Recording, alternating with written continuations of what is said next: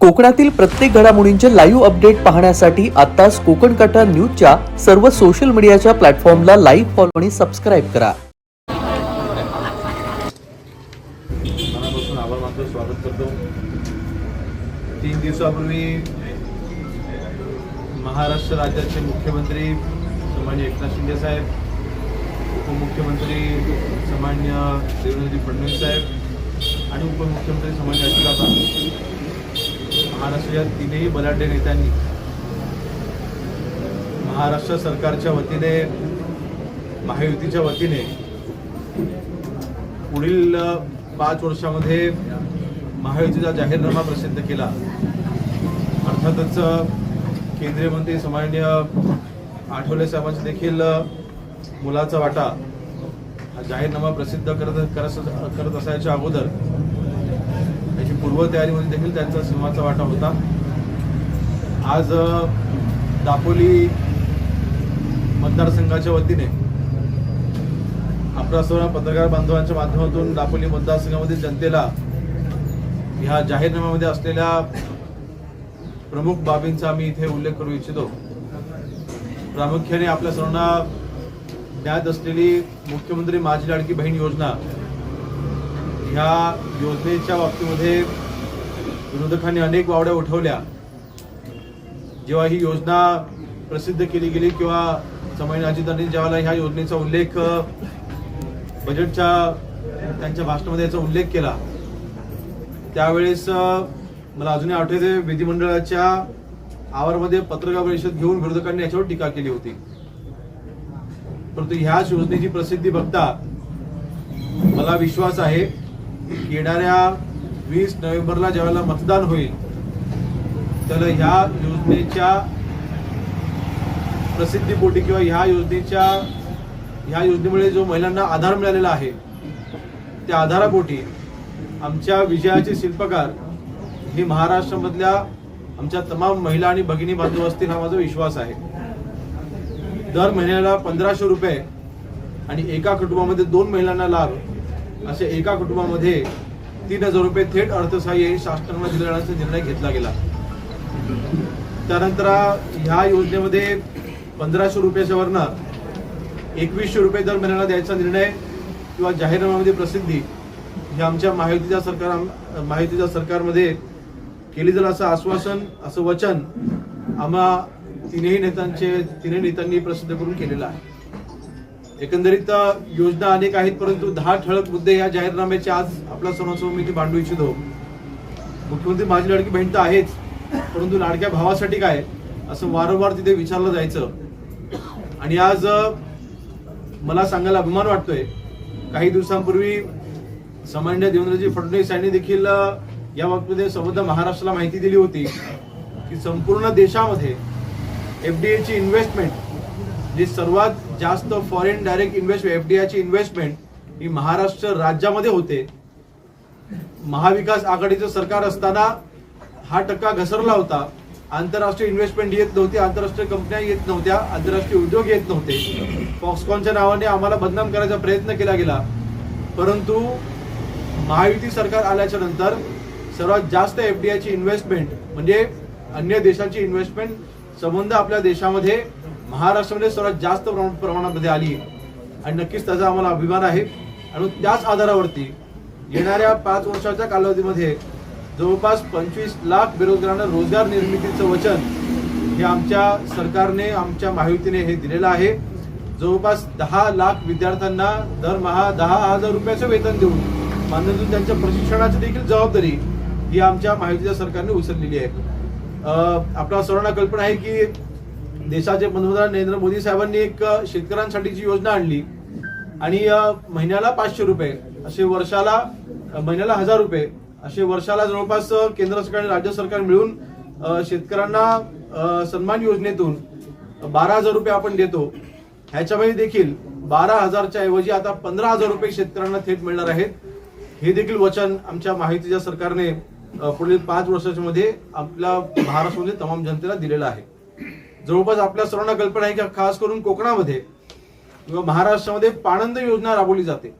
रोजगार हमी च्या अंतर्गत ही पाणंद योजना येते. परंतु महाराष्ट्रामध्ये विदर्भ असेल, मराठवाडा असेल, पश्चिम महाराष्ट्र असेल, या संबंध भागामध्ये या पाणंद योजनेचा चांगल्या पद्धतीचा वापर करून घेऊन तिथल्या अधिकाऱ्यांच्या सहकार्यामुळे नक्कीच ती योजना तिथे यशस्वी झाली. परंतु मागील 2 ते 3 वर्षामध्ये अगदी आपल्या दापोली मतदारसंघामध्ये देखील ही पाणंद योजना हवी तशी यश अधिकाऱ्यांच्या काही हलगर्जीपणामुळे आम्हाला प्राप्त करता आलं नाही. परंतु त्यामध्ये देखील आता थेट गावनी आहे, म्हणजे ह्याच्यामध्ये गावं आता निवडलेली आहेत. महाराष्ट्रामधल्या 45,000 गावांमध्ये पाणंद योजना ही कंपल्सरी आता राबवली जाणार आहे आणि प्रत्येक गावामध्ये पाणंद योजनेमध्ये तिथे निधी मंजूर करून दिला जाईल.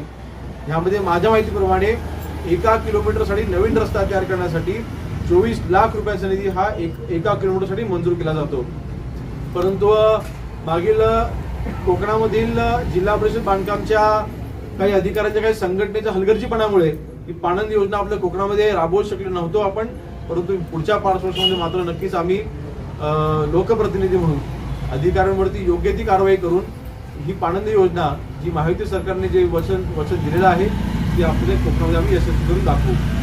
एकंदरीत आपल्या सर्वांना प्रश्न आहे की आपल्या कोविडची महामारी असेल किंवा मग निसर्ग चक्रीवादळ असेल किंवा अन्य कुठल्याही शासकीय योजना राबवत असताना सर्वात जास्त मदत शासनाला प्रशासनाला कोणाची मिळत असेल तर ती अंगणवाडी सेविकांची मिळते. या अंगणवाडी सेविकांच्या बाबतीमध्ये आजपर्यंत कुठल्याही सरकारने महायुती सरकारच्या व्यतिरिक्त अन्य सरकारने अंगणवाडी सेविकांचा फक्त त्यांना राबवून घेतलं, त्यांचा फक्त फिजिकली उपयोग करून घेतला, त्यांचा अंग मेहनत करून शासकीय योजना राबवण्याचा प्रयत्न केला गेला. प्रचंड मेहनत अंगणवाडी सेविका करतात, परंतु ह्यांना आजपर्यंत सुरक्षा कवच मिळत नव्हतं, ह्यांना आजपर्यंत इन्शुरन्स मिळत नव्हतं, यांच्या वेतनामध्ये वाढ होत नव्हती. त्या बाबतीमध्ये आमच्या महायुतीच्या सरकारने 4ही नेत्यांनी किंबहुना 12,000 वरून 15,000चं त्यांचं जे मानधन आहे ते करायचा निर्णय घेतलेला आहे, वचन दिलेलं आहे. आणि सुरक्षा कवच त्यांना विमा संरक्षण देण्याचा निर्णय देखील महायुतीच्या आमच्या सरकारने घेतलेला आहे. आपण सर्वांना माहिती आहे की आमची वीज बिलं जास्त येतात, मग एका महिन्याला 2,000 रुपये, दुसऱ्या महिन्याला डायरेक्ट 6,000-7,000 रुपये, 10,000 रुपये बिलं येतात. MSCBचे मीटर ही चुकीची रिडिंग करतात. शेतकऱ्यांच्या आणि सर्वसामान्य नागरिकांच्या अनेक तक्रारी, खास करून कोकणामध्ये जंगलाचा पसर जास्त असल्यामुळे या कोकणामध्ये ह्या तक्रारी जास्त आहेत आणि म्हणून वीज बिलाच्या बाबतीमध्ये देखील अनेक तक्रारी सर्वसामान्य नागरिकांच्या ते येत होत्या. परंतु आता मात्र आमच्या महायुतीच्या आमच्या नेत्यांनी वीज बिलामध्ये देखील जवळपास 30% कपात करण्याचा निर्णय किंवा वचन हे दिलेलं आहे. आणि मला विश्वास आहे की ऊर्जा मंत्री म्हणून सन्माननीय देवेंद्रजी फडणवीस साहेबांनी मागील 2.5 वर्षामध्ये जे कार्य केलंय, सौर ऊर्जावरती जो जास्त भर दिलेला आहे, 30% ही कपात आहेच, परंतु सौर ऊर्जाची निर्मिती करून आपोआपच जे वीज निर्मितीमध्ये जो खर्च होतो तो कमी केला जाईल आणि त्यामुळे इनडिरेक्ट फायदा हा नक्कीच शेतकऱ्यांना आणि थेट तिथे नागरिकांना मिळणार आहे. जीवनावश्यक वस्तूंच्या किमती देखील स्थिर झाल्या पाहिजेत, त्या बाबतीत देखील आमच्या महायुतीच्या नेत्यांनी वचन दिलेलं आहे. एकंदरीत आपल्या महायुतीच्या सरकारच्या मार्फत 10वं जे वचन दिलेलं आहे ते मला वाटतं आमच्या सर्वांसाठी ते महत्वाचं आहे. सरकार स्थापनेनंतर विजन महाराष्ट्र जे पुढच्या 100 दिवसाच्या आतमध्ये आम्ही काय कार्यक्रम राबवणार त्याचं देखील जाहीरनाम्यामध्ये प्रसिद्धी केली जाईल. मला वाटतं हे विजन कुठल्याही सरकारचं विजन असणं हे महत्वाचं आहे आणि ते विजन आमच्या सरकारकडे आहे याचा मला नक्कीच अभिमान आहे. एकंदरीत आपल्या सर्वांना आजच्या ह्या पत्रकार परिषदेमार्फत आम्ही सर्व महायुतीचे आम्ही सर्व घटक पक्ष असतील, शिवसेना असेल, भाजप असेल, राष्ट्रवादी काँग्रेस पक्ष असेल, RP असेल, आम्ही आज सर्व एकत्र मिळून काम करत असताना महायुतीची वज्रमूठ मजबूत झालेली असताना हे वचननामा जो आमच्या सरकारने जाहीर केलेला आहे आम्ही जनतेपर्यंत पोहोचण्याचं काम आम्ही करू.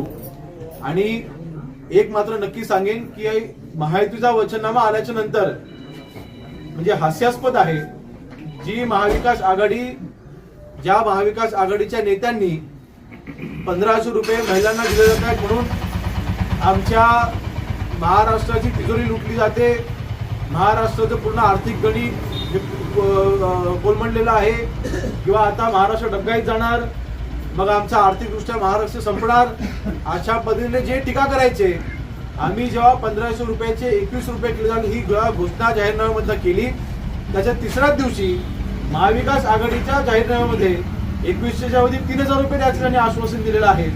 ज्या 1500 रुपये देऊन जर का आर्थिक डब्याला जर का महाराष्ट्र जाणार होता, मग आता 3000 रुपये देऊन तुम्ही नक्की महाराष्ट्र कसा वाचवणार आहात याचा देखील खुलासा महाविकास आघाडीच्या नेत्यांनी केला पाहिजे. म्हणजे एकंदरीत माझं त्याच्यामध्ये अवलोकन असंच आहे की आता महाविकास आघाडीचं सरकार येणार नाही त्यांना माहिती आहे, आणि म्हणून 2100 रुपये जे महायुतीच्या वतीने वचन दिलं गेलेलं आहे त्याला कुठेतरी एक कॉम्पिटिशन म्हणून किंवा त्याला टीका म्हणून फक्त दाखवलं म्हणून त्यांनी घोषणा करून टाकली की आम्ही देखील 3000 रुपये देऊ. म्हणजे वरट्टीवार साहेबांनी घोषणा केली होती की महाविकास आघाडीचं सरकार आल्याच्या नंतर आम्ही मुख्यमंत्री माझी लाडकी बहीण योजना आम्ही बंद करू, अशा सांगणाऱ्या व्यक्तीने 15 दिवसाच्या आतच 3000 रुपये देऊ असं त्यांनी खोटं आश्वासन हे त्यांनी जनतेला देण्याचं आणि खोटं गाजर दाखवायचा प्रयत्न केलेला आहे. आणि म्हणून मला वाटतं अशा महाविकास आघाडीच्या या खोट्या जाहीरनाम्याकडे जनता दुर्लक्ष करेल आणि खऱ्या अर्थाने मागच्या 2.5 वर्षाच्या कालावधीमध्ये महायुती सरकारच्या मार्फत जे निर्णय घेतले गेले ते सर्व निर्णय हे लोकहिताचे आहेत, शेतकऱ्यांच्या हिताचे आहेत, सर्वसामान्यांच्या हिताचे आहेत, विद्यार्थ्यांच्या हिताचे आहेत, तरुणांच्या हिताचे आहेत, आमच्या सर्व प्रशासनामध्ये काम करणाऱ्या सर्व कर्मचाऱ्यांच्या हिताचे आहेत. पुन्हा एकदा या जाहीरनाम्याच्या निमित्ताने आमच्या सरकारने सिद्ध केलंय.